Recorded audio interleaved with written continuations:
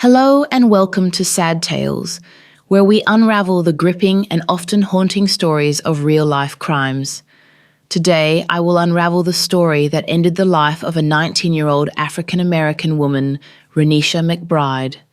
This is the story of the unfortunate young girl who lost her life simply because she asked for help.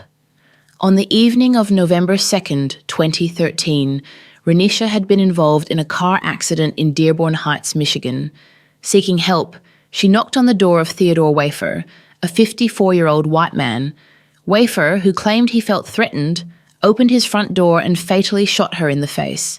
What happened on that fateful night? Why did Renisha knock on a stranger's door? Why did the stranger feel threatened? Why did he have to take the shot?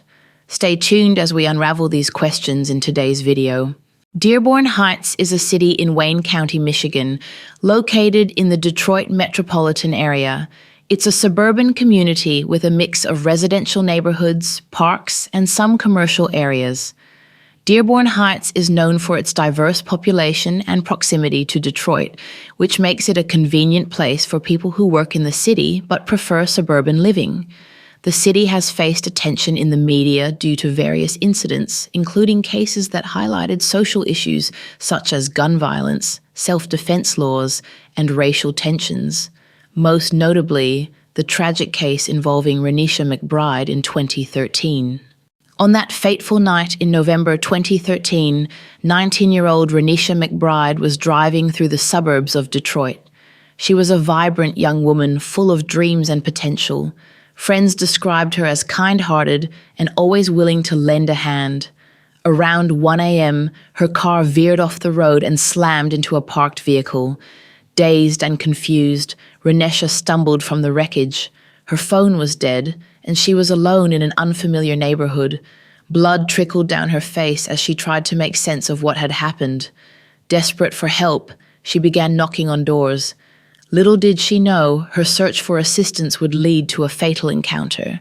As Renisha wandered through the dark, seeking assistance, unaware of the tragic encounter about to take place, Theodore Wafer, a 54-year-old man, was resting peacefully in his small house in Dearborn Heights. Living alone in a quiet neighborhood, he had no idea that his night and life were about to be changed by someone's urgent knock for help.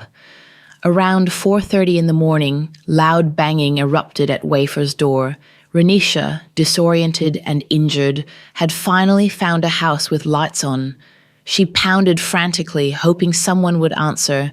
Inside, Wafer jolted awake, fear gripping him as the noise moved from the side of his house to the front door. Convinced he was under attack, Wafer reached for his shotgun. With trembling hands, he loaded the weapon and crept towards the door. The banging continued, each thud increasing his panic. In one swift motion, he flung open the main door while keeping the screen door closed. Without hesitation, Wafer pulled the trigger of his shotgun. A single deadly shot struck Renisha in the head. She collapsed instantly. Her plea for help was silenced forever. As the echoes of the gunshot faded into the night, a community was left reeling from the shocking turn of events. The quiet suburban street that is always quiet and peaceful is now buzzed with the flashing lights of police cars and ambulances. Neighbors peered out their windows, trying to figure out what had happened. It was Theodore Wafer who made a frantic call to 911. His voice trembled as he told the operator, Yes, I just shot somebody on my front porch with a shotgun banging on my door. Emergency services arrived quickly, but it was too late for Renisha McBride. She lay motionless on Wafer's porch, her life cut short by a single blast from his shotgun to the head. The sad news of the unfaithful tragedy spread like wildfire. People couldn't believe what they were hearing. A young woman seeking help after a car accident had been gunned down on Theodore Wafer's doorstep. How could this happen? Everyone asked themselves. When reporters spoke to neighbors, they all seemed shocked and in disbelief. Justice has to be served somehow. Somebody lost a life, said one neighbor. The police investigation began immediately. Officers combed the scene for evidence, trying to make sense of the unfaithful incident. Still in shock, Wafer told them he thought multiple people were trying to break into his house. He claimed he didn't even know the gun was loaded and that the shot was accidental. But as investigators dug deeper, questions began to hit him. A ballistics expert examined the shotgun and found nothing wrong with it. The gun could only have fired unless someone pulled the trigger. This revelation cast doubt on Wafer's story of an accidental discharge. As details of the shooting emerged, so did information about Renisha. She was just 19 years old, with her whole life ahead of her. Witnesses reported that her car crashed, and she was wandering the neighborhood for help. She was disoriented and bleeding from a car crash. She was also intoxicated and confused, desperately seeking help in an unfamiliar neighborhood. The community was in shock. How could a plea for assistance end so tragically? Protesters took to the streets, demanding justice for Renisha McBride.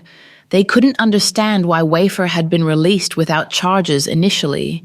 The case quickly gained national attention, drawing comparisons to other high-profile incidents of perceived racial injustice. Renisha's family was devastated. Her aunt, voice heavy with grief and anger, told reporters, "I want justice for my niece. I don't want this guy walking around." The family's pain was palpable, their loss unimaginable. As the days passed, the incident sparked intense debates about racial profiling and gun violence. People questioned the wisdom of stand-your-ground laws and the consequences of easy access to firearms. The media coverage was relentless, with pundits and commentators dissecting every aspect of the case. Wayne County Prosecutor Kim Worthy took notice of the growing public outcry. After careful consideration of the evidence, she made a decision that would change the course of the case. "We do not believe he acted in lawful self-defense," Worthy announced as she brought charges against Wafer. The charges, second-degree murder, manslaughter, and a felony firearms charge, sent shockwaves through the community. For some, it was a step towards justice. For others, it raised questions about the line between self-defense and criminal action. As the case moved towards trial, the nation watched closely. The tragic death of Renisha McBride had become more than just a local incident. It ignited a national conversation about race, fear, and the value of human life. The quiet suburban street where it all began would never be the same, forever marked by the night a young woman's cry for help was met with deadly force. Renisha's family held a funeral attended by friends, family members, and well-wishers. Family members, visibly shaken and overwhelmed with grief, watched as the body of 19-year-old Renisha McBride was carried in a white casket out of the House of Prayer and Praise Cathedral in Detroit. One family member expressed his grief and frustration, stating that McBride was in distress and looking for help, but it ended up costing her life. The family members also spoke to the press after the funeral, saying they wanted justice. "We just want justice for Renisha. We don't want the attention. We just want justice." The community held protests and demanded immediate action and arrest, but McBride's family said they wanted everything to be done properly and lawfully, and they were willing to wait for it. "If you rush things, you don't get all the facts." Kim Worthy, based on her past actions, does things thoroughly. She waits until she puts everything together. As all the facts came to light, the nation waited for only one thing: the trial of Theodore Wafer and justice for Renisha McBride. As Renisha McBride's life ended on Theodore Wafer's porch, the quest for justice was just beginning.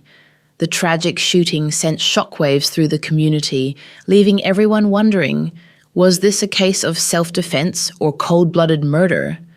The answer would be decided in a courtroom where every detail of that fateful night would be scrutinized. The trial began with a packed courtroom, tension thick in the air. On one side sat Wafer, a man who claimed he was protecting his home. On the other, Renisha's grieving family, seeking answers and justice for their lost loved one. The prosecution wasted no time in painting a picture of that night's events.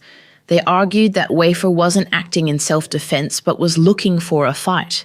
He wanted a confrontation, they said, pointing to Wafer's own words about being mad, angry, and full of piss and vinegar when he grabbed his shotgun. They emphasized that Renisha was unarmed, just a scared young woman looking for help after a car crash. But Wafer's defense team had a different story to tell. They claimed their client truly believed his life was in danger. However, the prosecutors refuted this quickly. So the first chance you had to talk to any law enforcement or 911, you said, "I just shot somebody banging on my door," right? Yes, that's what I said. Didn't say anything about a break-in, right? No, I didn't. Didn't say anything about you being afraid, right? No. Wafer's lawyer, Cheryl Carpenter, told the jury about the loud banging and prying noises that had terrified her client. She said he thought multiple people were trying to break into his home. Her voice was full of conviction. As the trial progressed, the courtroom became a battleground of conflicting testimonies and expert opinions. A forensic pathologist called by the defense, Dr. Werner Spitz, testified that Renisha had a concussion from the car crash. He suggested this, combined with her high blood alcohol level, made her act erratically. But the prosecution had their own expert witness, a ballistics expert who found nothing wrong with Wafer's shotgun. The gun could only fire if someone pulled the trigger.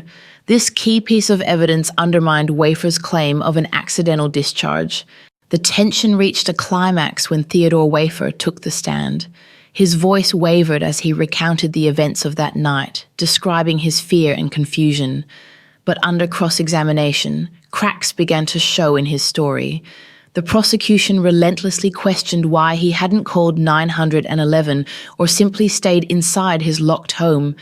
Why had he chosen to confront the unknown danger with a loaded gun?